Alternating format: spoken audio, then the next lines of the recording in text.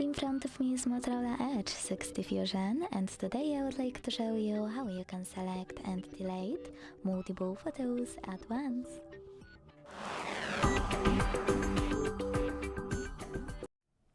Begin by opening Photos app and selecting Photos or Collections at the bottom. Whatever you decided, when you're ready, just hold one of your pictures you wish to get rid of. Then use those dots at the top right corners to select multiple right away, and then to leave some of them, tap on the chosen ones. To get rid of the rest, use bin icon at the top of Collections or at the bottom of Photos section. Hit Got It and move to bin. Thanks so much for watching. If you enjoyed this video, don't forget to leave a like, comment and subscribe.